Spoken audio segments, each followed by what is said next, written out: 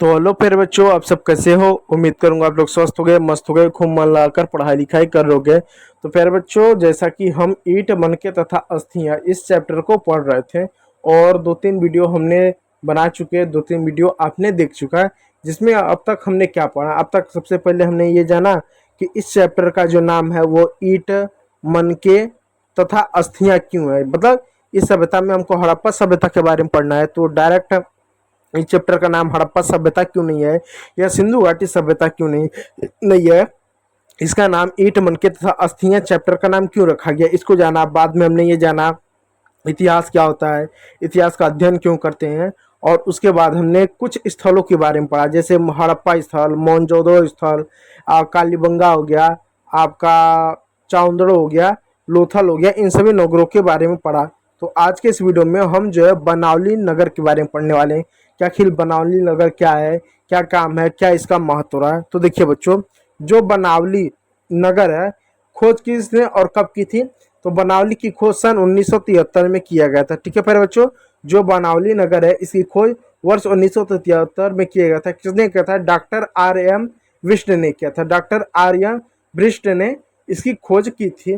भौगोलिक स्थिति और क्षेत्रफल देखें तो ये जो बनावली जो क्षेत्र है ये भारत में हरियाणा राज्य में है।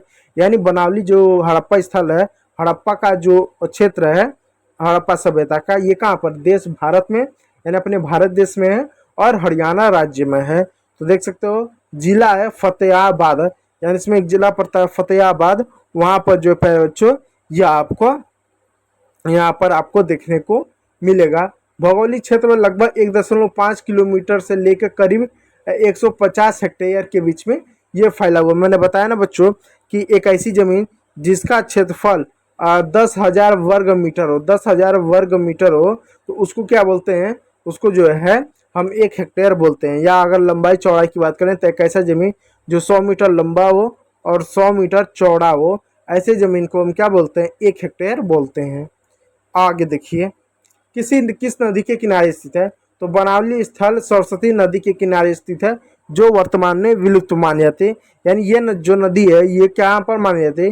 ये सरस्वती नदी के किनारे स्थित मानी जाती है, जो कि वर्तमान में स्थित नहीं है। सरस्वती नदी विलुप्त मानी जाती है। तो बनावली से हमको क्या क्या वस्तुएं मिली हैं? तो यहाँ पर चाक पर, यानी जो चाक होता है ना इस तरह, उस पर बने हमको बर्तन मिले। जो चक्र होता है ना जिसमें नहीं कुम्हार वुम्हार जो होते हैं मिट्टी के बर्तन या घड़े उड़े बनाते हैं, तो उस तरह के क्या हमके मिट्टी के बर्तन मिले हैं। रंग की बात करें तो लाल और काले रंग के बर्तन मिले हैं।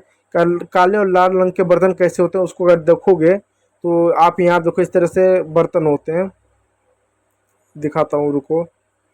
काले और लाल रंग के बर्तन कैसे होते हैं, यहाँ पर देखो इस तरह से काले रंग के बर्तन, लाल रंग के बर्तन होते हैं। ठीक है, इस तरह से काले रंग की नक्काशी की जाती है। तो काले रंग के इस तरीके से बर्तन पाए गए हैं, लाल रंग के भी बर्तन मिले हैं।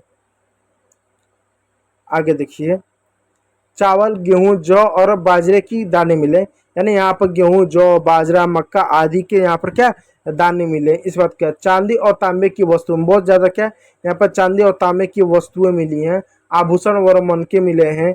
मिट्टी के खिलौने मिले हैं। मुद्रा यानी जो सील होती है ना, वो सील मिले हैं और लेखन के प्रमाण मिले हैं। अग्निकुंड और अग्निहोत्र के अवशेष मिले और कुछ अग्निकुंड मिले जो धार्मिक से जुड़ा हुआ माना जाता है।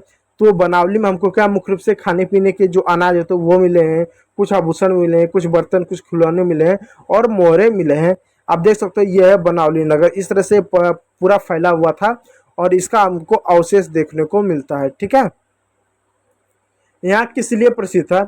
बनावली विशेष रूप से कृषि और अनाज उत्पादन के लिए प्रसिद्ध था। यानी कृषि और अनाज उत्पादन के लिए क्या बनावली प्रसिद्ध था।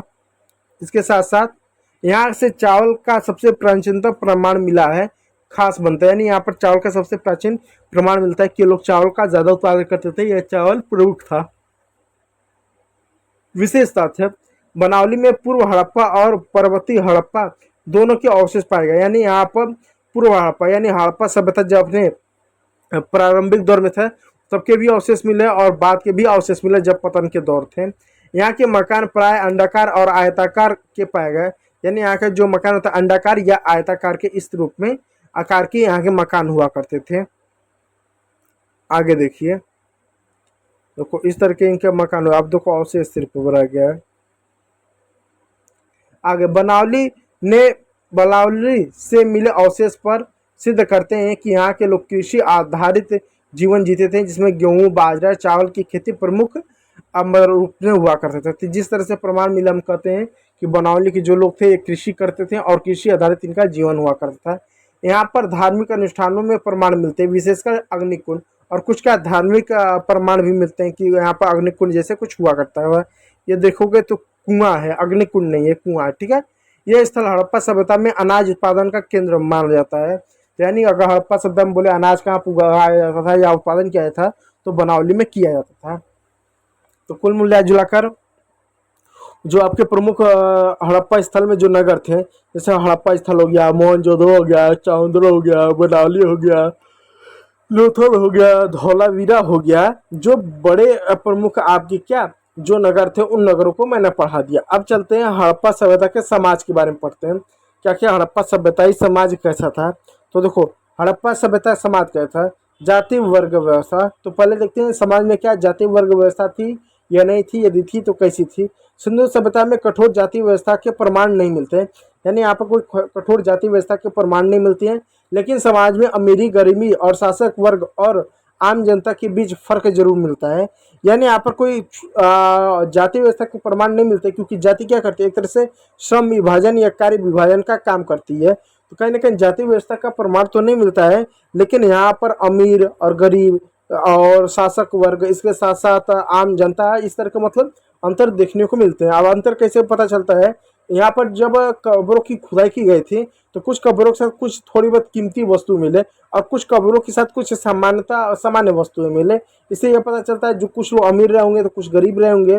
और इसे ये भी निष्कर्ष निकाला जाता है कि यहाँ के जो लोग थे, जब कोई मरता था तो उनके साथ कोई बहुमूल्य वस्तु दफनाने पर विश्वास नहीं करते थे। लेकिन समाज में अमीर और गरीब शासक व आदि के क्या होता है, इस तरह की चीज़ें मिलते हैं। बड़े बड़े बड़े मकान और शानदार मोहरे मिलते हैं। और यहाँ पर क्या बड़े मकान हो गए, शानदार मोहरे हो गए, शायद आम या शासक वर्ग से जुड़ी हुई थी, जबकि छोटे मकान और साधारण बर्तन आम लोगों के लिए थे। यानी यहाँ पर क्या कुछ शानदार मोहरे मिले, कुछ बर्तन मिले हैं। तो ये भी अनुमान लगाया जाता है कि जो बड़े लोग रहते होंगे, बड़े घरों में रहते होंगे और मूल्यवान आभूषण और वस्तुएं का प्रयोग करते थे, और जो जनसाधारण थे वो सामान्य मकान में, ये छोटे मकान में रहते थे, ऐसा अनुमान लगाया जाता है। यानी समाज बराबरी पर टिका हुआ था, लेकिन थोड़े बहुत विभाजन जरूर मिलते हैं। यानी समाज लगभग बराबरी पर थोड़ा बहुत टिका था, लेकिन उसके बावजूद भी थोड़ा बहुत अमीरी गरीबी का फर्क देखने को मिलता है। यह बहुत ज़्यादा नहीं था, लेकिन था। अब आओ वेशभूषा पर। यह जो हड़प्पा सभ्यता था, यहाँ की वेशभूषा देखो कैसी थी।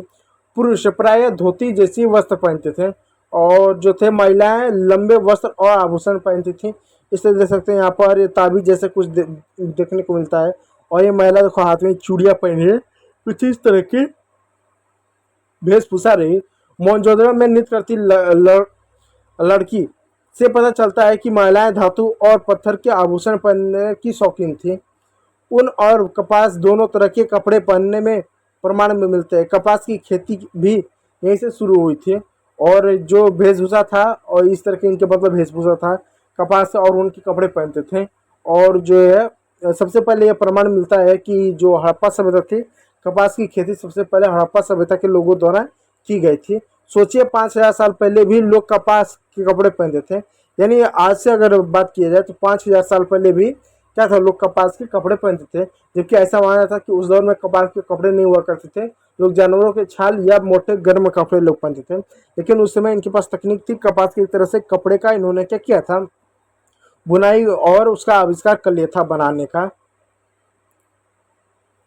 देखो इस तरह के लोग क्या करते थे, इनके आभूषण हुआ करते थे, जो कुछ पत्थर से, जो कुछ अब हड्डियों से बने हुआ करते थे। महिला हार, कंगन, अंगूठी, बाजूबंद और मांग टीका जैसी चीजें पहनती थी। आभूषण सोना, चांदी, तांबा, मिट्टी और कीमती पत्थरों से बनाए जाते थे। ध्यान दीजिएगा, जो इनके आभूषण होते थे सोना, चांदी, तांबा से होता था। और एक बात याद रखिएगा कि हड़प्पा सभ्यता के लोग सब चीज की जानकारी थी, लेकिन लोहे की इनकी जानकारी नहीं थी।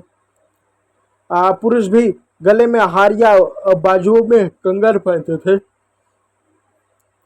ठीक है, यानी फैशन का शौक तो केवल आज की बात नहीं, उस समय भी सिंधु घाटी सभ्यता में लोग सस्ते संवरते का एक तरह से काम करते थे।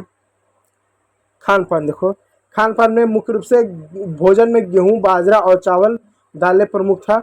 सब्जियां, फलों और प्याज, खीरा, खरबूज आदि का ये लोग प्रयोग करते थे। मछली और मांसाहार में भी कभी प्रमाण मिला। जैसे देखो ये लोग क्या थे, जो मांस मछली खाते थे उसका अवशेष आज भी मतलब मिलता है हड़प्पा सभ्यता में। और जो अनाज है अगर जल गया या राख के रूप में मिला है तो इन सब के अनाज मिलते हैं। इसलिए हम कह सकते हैं कि हड़प्पा सभ्यता के लोग मांस का सेवन करते थे, जिसमें मछली प्रमुख इनका भोजन हुआ करता था मांसाहारी में। साथ ही दूध और उससे बनी चीज़ें भी ये लोग इस्तेमाल करते थे। तो इस तरह के ये लोग क्या करते थे, बर्तनों में मिट्टी और धातु दोनों स्तर के बर्तन मिलते हैं। यानी उनका खान पान बिल्कुल संतुलित था। अनाज, फल, दूध और मांस सब कुछ ये लोग प्रयोग करते थे। अब देखो घर परिवार और बस्तियाँ जो है ना, इसको कल के वीडियो में पढ़ाऊंगा। मतलब कुल मिला जुला के यहाँ पर बस ये समाज के बारे में याद रखना कि समाज में बहुत ज़्यादा अमीर गरीब नहीं थी, थोड़ी बहुत असमानताएं थी।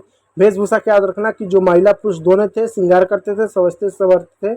और कपास का प्राचीनतम साक्ष्य मिलता है, चावल का भी प्राचीन साक्ष्य मिलता है। आभूषण सजावट की बात करें तो सोना, चांदी, तांबा इस तरह के लोग क्या करते थे, पहनते थे, महिला पुरुष दोनों।